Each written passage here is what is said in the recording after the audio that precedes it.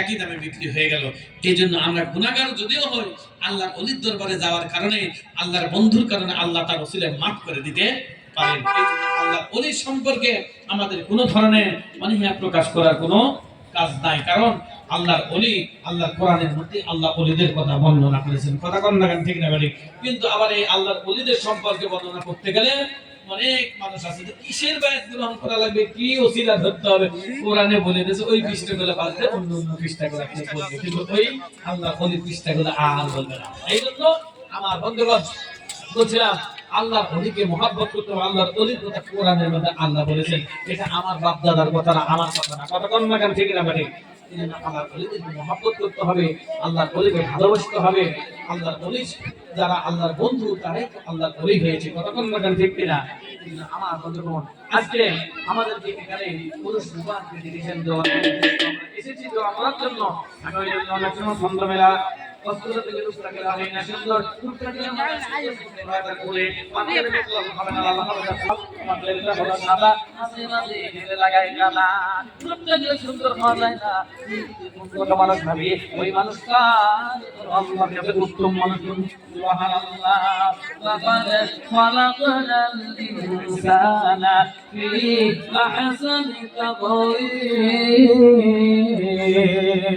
আল্লাহু আকবার। আল্লাহ বলেন সবচেয়ে সুন্দর করে, সবচেয়ে উত্তম করে, সবচেয়ে মনোনীত করে, সবচেয়ে শ্রেষ্ঠ করে আল্লাহ বলেন আমি আল্লাহ পাক এই মাটির মানুষকে সৃষ্টি করেছি।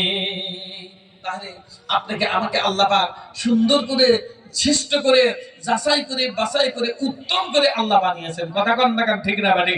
এখন বলতে পারেন হুজুর একজনের রং কালো, একজনের রং ধলো, একজনের রং সাদা, একজনের রং লাল।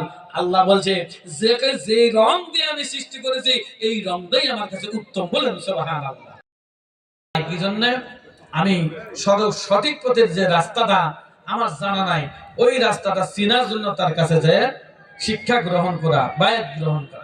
তাহলে আপনি তার কাছে এই জন্যই যাবেন, আপনি আল্লাহর ওলি হক্কানি ওলির কাছে এই জন্যই যাবেন যে আমি অন্ধ রাস্তাতে যাইতেছি, ভুল রাস্তাতে যাইতেছি, আমি যেন সরল সঠিক পথের রাস্তাটা চিনতে পারি। ওনার কাছে যায় আমাকে সেই সরল সঠিক পথের রাস্তার সন্ধান নেওয়ার জন্য তার কাছে যেতে হবে।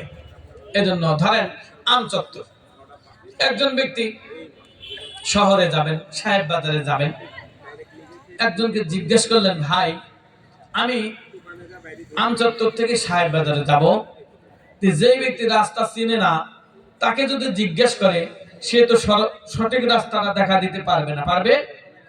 ধরেন যে চিনে না, ওই ব্যক্তিকে জিজ্ঞেস করলেন, তো উনি বলছে ভাই সিটির হাত দিয়ে দিক দিয়ে ঘুরে যান। তাহলে কি হলো?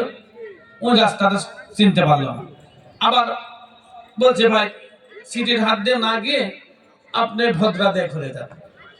কথাটা ভালো করে বুঝেন।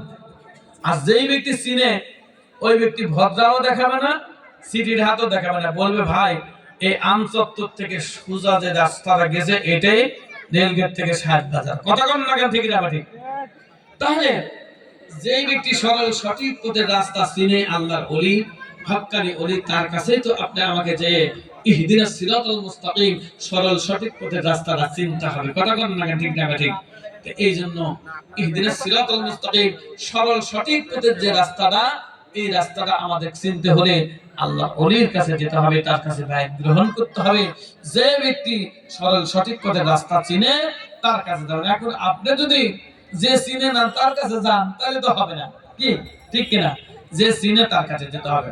এই জন্য বলছিলাম আল্লাহর ওলিরা জিন্দা ওলি, তাদেরকে